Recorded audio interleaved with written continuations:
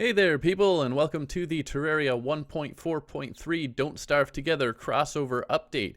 I'm just bringing you a quick guide on the Abigail's Flower Ghost Minion plus the constant world seed. Other than the new boss and its drops, which I'll get to later, these are some of the most important additions in Terraria 1.4.3. This is PC only for the moment, although it will eventually come to all the other updated systems as well. I'll put timestamps in the description if you want to skip ahead to any particular part. I'm not covering absolutely everything about the 1.4.3 update in this video, but a couple of the major aspects that I found particularly interesting. So, first of all, Abigail's Flower and the Abigail Ghost Minion.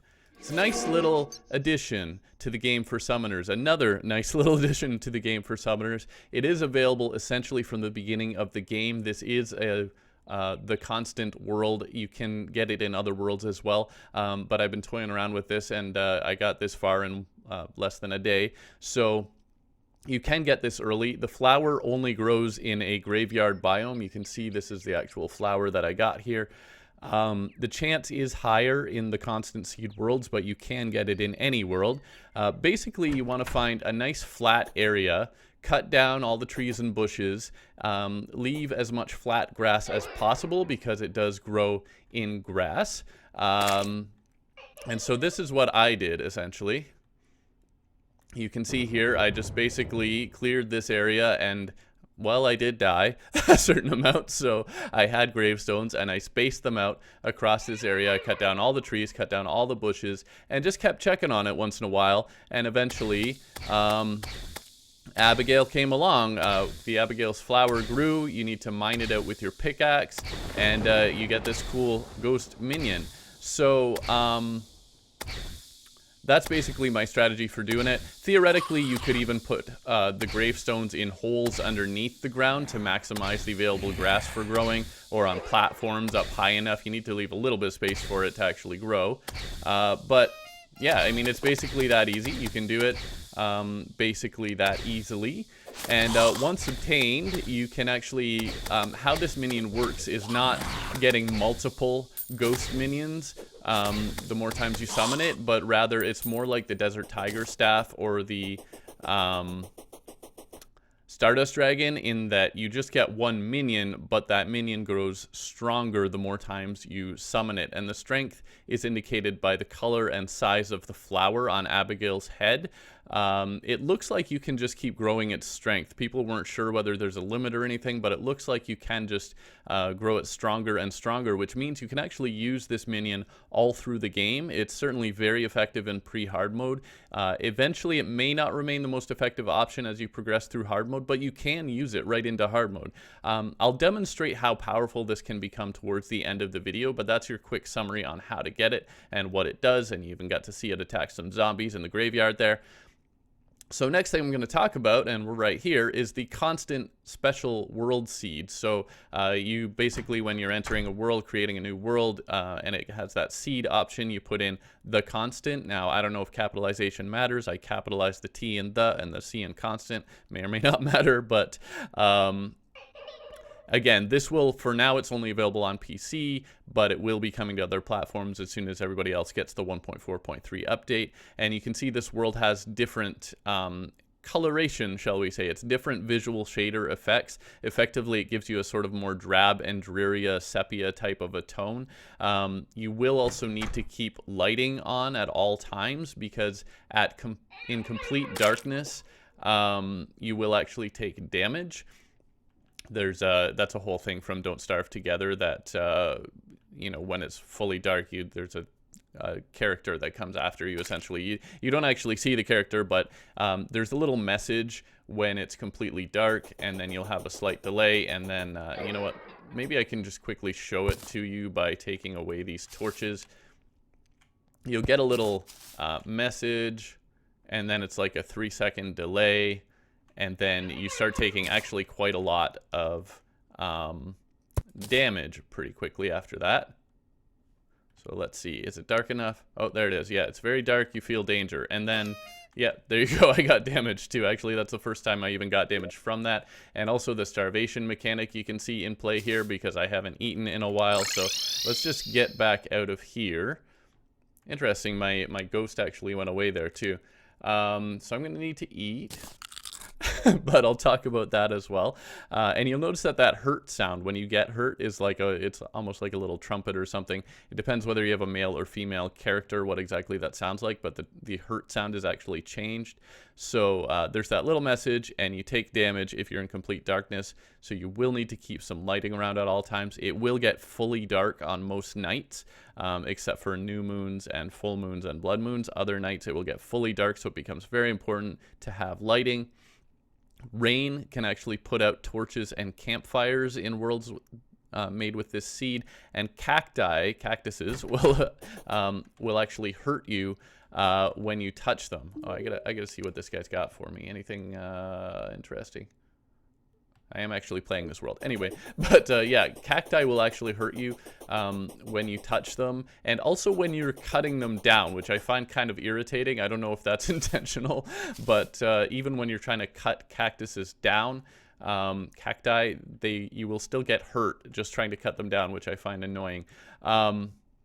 There is, as you saw there, a modified food mechanic, and here's a surface marble patch.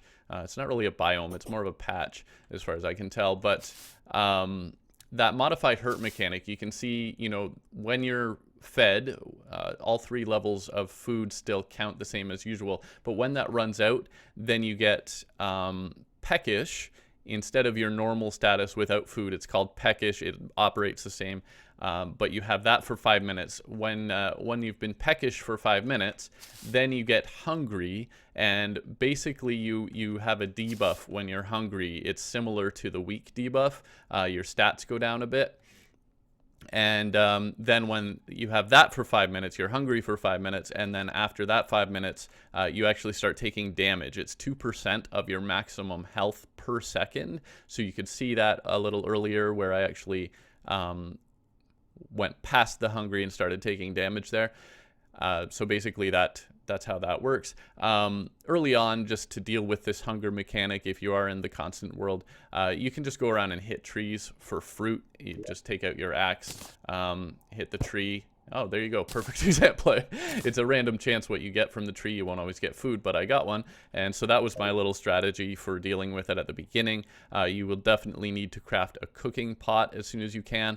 Longer term, probably the easiest option is to go fishing, get some bass or whatever kind of fish and cook them at your cooking pot. That'll keep you supplied with your basic food if you're playing one of these worlds. And as you saw, there are also marble patches they actually come with statues when you start the world. I've already removed all the statues, but those little marble patches will have 2 or 3 statues on each one. And you'll also find surface level spider biomes, which is interesting. You're gonna have those wall creepers crawling around and coming after you. And yeah, I don't know if this is specific to these worlds. These little, it's like a mound, and there's a path down. I dug my way down, so this one doesn't go anywhere. There is one further over that does go to the actual underground desert, so the entrance is like this. It's a mound instead.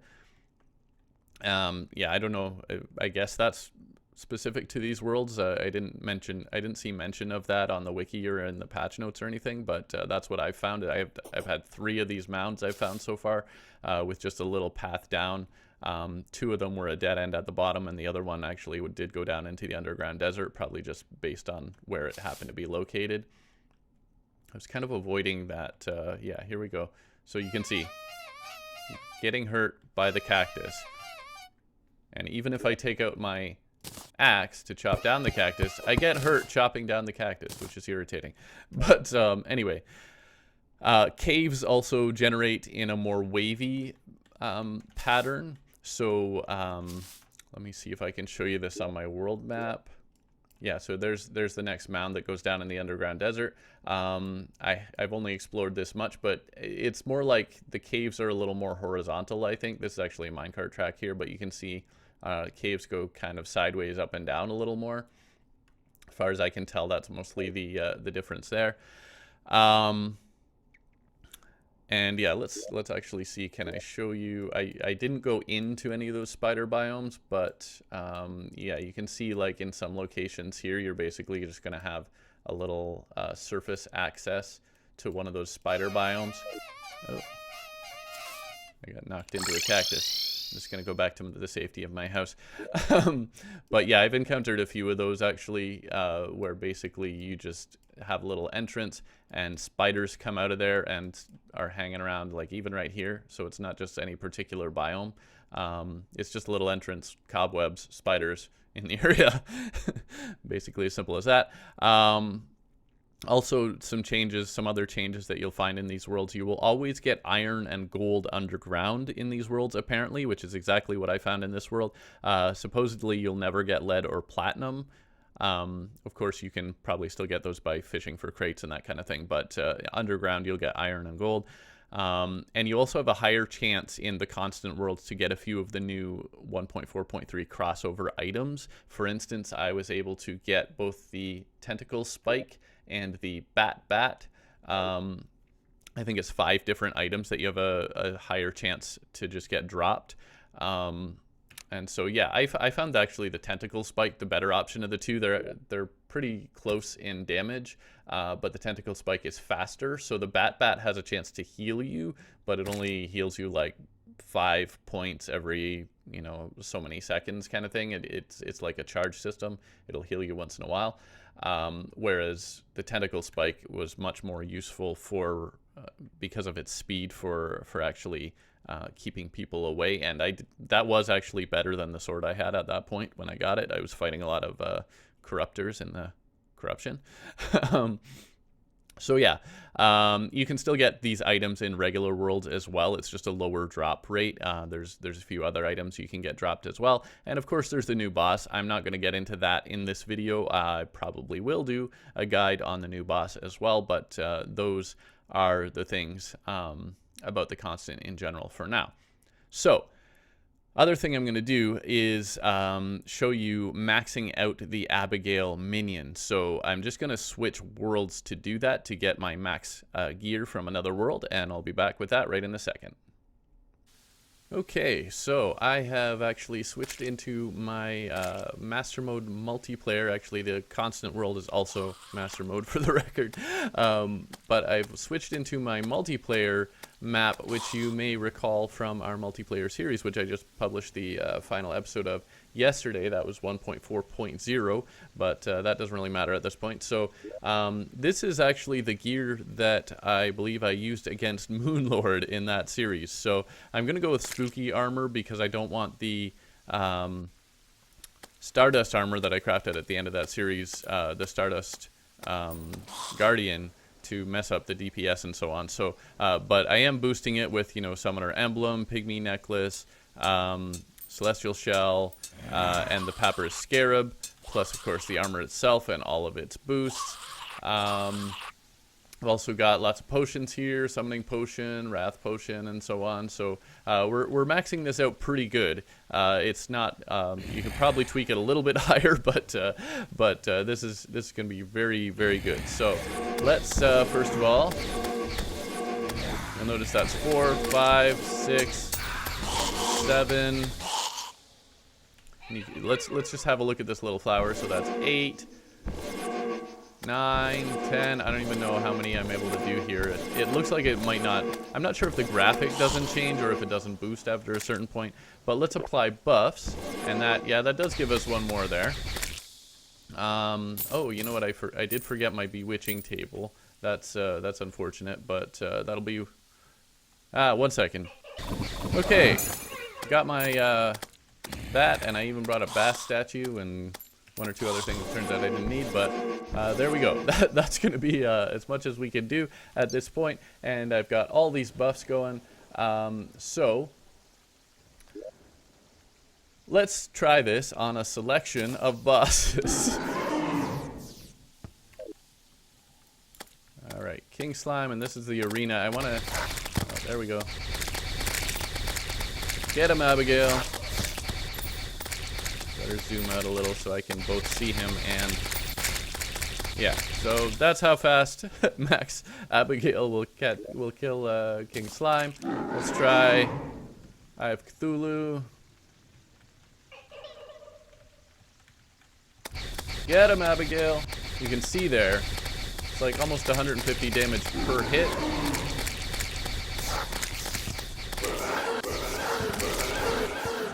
I'm having a little trouble keeping up. I was wondering, that's the one thing that I thought might get interesting is, you know, how much can she keep up with some of these bosses? Oh, I can't I can't do that here. Fine, Destroyer. Let's amp it up a little. I was gonna do Queen Slime, but I can't do that over here at this arena. Has to be in the Hallow. Destroyer is going to spawn very shortly. Night's almost over.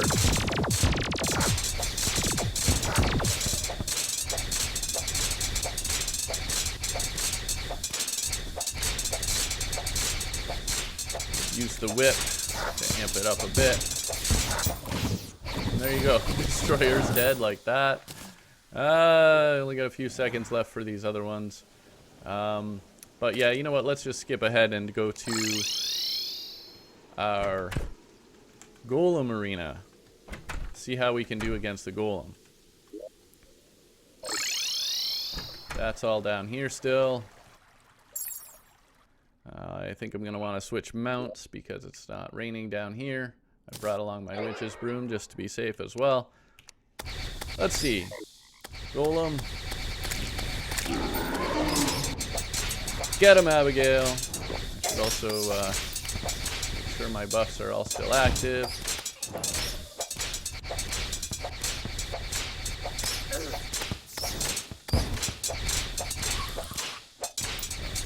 I have to actually activate my other mount.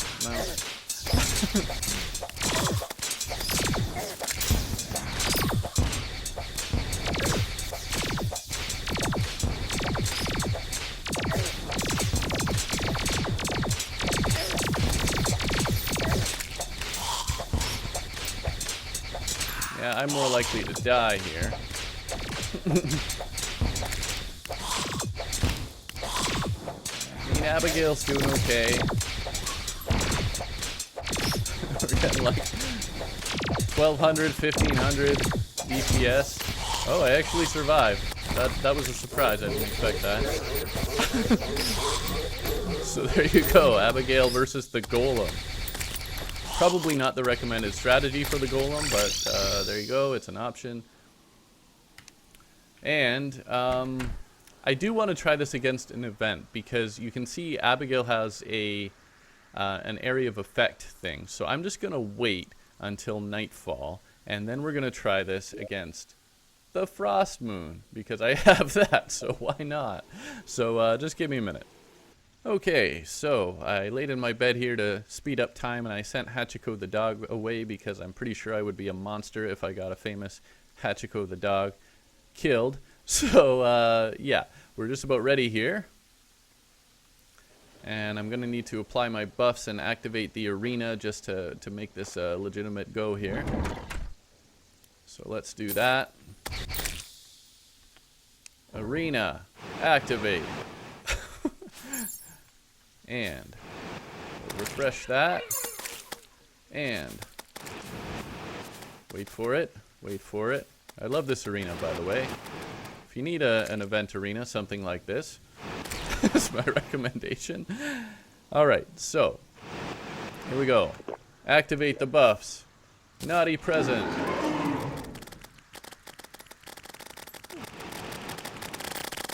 Get him, Abigail, get him. Murder them all faster. She might be more effective than the arena. And the arena's pretty effective. Already on wave 2. Now that's interesting too, because the whip is supposed to tell the minions who to go after. She doesn't care. She's too busy murdering. We're on wave 4. Oh, now we got our bosses. See how she does against the boss. Yeah, not super effective. Not super effective. I was afraid there are limitations here. Excuse me, I'm going to need some of these hearts. But we're on wave 5. And she is definitely damaging that boss. Not going to be the most effective option, though. So, Abigail does have her limitations. And I'm probably going to die. Maybe not before she kills Everscream, though. There we go. Killed Everscream. Took a while. Oh, there's another Everscream. So this is where I'm probably going to die. Yep, there we go. But there you go. Abigail can certainly take you through a lot of the game. Very effective minion that you can boost quite a lot. And, of course, the 1.4.3 update gives you lots of new fun stuff. Hope you liked the video. Thanks for watching. Please subscribe if you haven't already. And I'll see you next time. Bye for now.